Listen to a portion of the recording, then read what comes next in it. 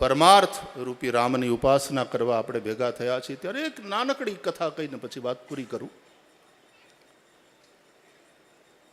હિમાલયના પહાડો ઉપર વળાંક રહેતા રસ્તાઓ ઉપર ધીમે ધીમે સરકતી એક બસ ઊંચાઈ તરફ આગળ વધી રહી હતી. એક દંપતી, પહાડી દંપતી, એમાં યાત્રા કરતું હતું. હજી ગામ પછીનું સ્ટેશન દૂર હતું, 2-3 કિલોમીટરની વાર હતી.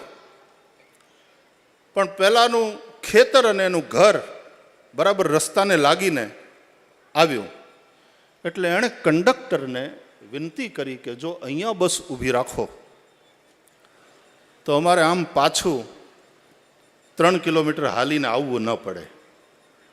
એટલે કંડક્ટરે એક ઘંટી મારી, ડ્રાઈવરે બસ ઊભી રાખી. દરવાજો ખુલ્યો, આ 2 જણા ઉતર્યા. ઉપર સામાન હતો કેરિયરનો, એટલે એ ઉતારવામાં ને થોડી વાર લાગીને 5 મિનિટ એમાં જતી રહી. એ બધું થઈ ગયું. કંડક્ટરે 2 ઘંટી મારી, બસ પાછી ધીમે ધીમે આગળ ગઈ. હજી આ બંને જણા પોતાના પોટલા પોતાના માથા ઉપર મૂકી અને નીચે ઉતરે પોતાના ઘર તરફ, એ પહેલાં બસ તરફ દ્રષ્ટિ કરી તો થોડાક પર્લાંગ દૂર ગયા પછી ઉપરથી લેન્ડસ્લાઇડ ચાલુ થઈ. એટલે એક મોટો પથ્થર ગડગડતો આવ્યો અને બસ સાથે ટકરાયો અને બસને લઈ અને ખીણમાં. ચીસોથી વાતાવરણ ભરાઈ ગયું. લગભગ કોઈ બચ્યું હોય એવી સંભાવના નહોતી. આ બંનેના મોઢામાંથી ચીસ નીકળી ગઈ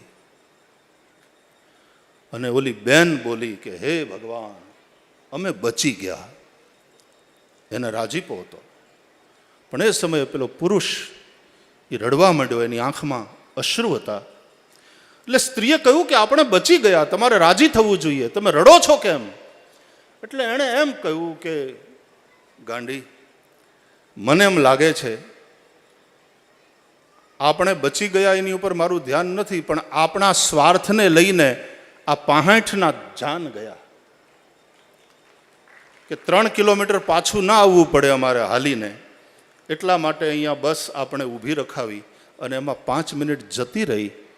એને બદલે જો બસ આમ જતી રહી હોત 5 મિનિટમાં તો ક્યાંની ક્યાં નીકળી ગઈ હોત અને તો કદાચ આ અકસ્માત ન થાત. ખાલી આપણે આ રામકથા સાંભળીને આટલું જ વિચારવાનું છે કે આપણો નાનકડો સ્વાર્થ ક્યારેક સમાજ અને રાષ્ટ્રનું નુકસાન તો નથી કરી રહ્યો. એ સ્વાર્થનો રંગ ગમે તે હોય, એ વૈયક્તિક હોય, એ પારિવારિક હોય, એ રાજનીતિક હોય, કોઈ પણ હોય, પણ આપણો નાનકડો સ્વાર્થ ક્યારેક બહુ મોટું નુકસાન તો નથી કરી રહ્યો.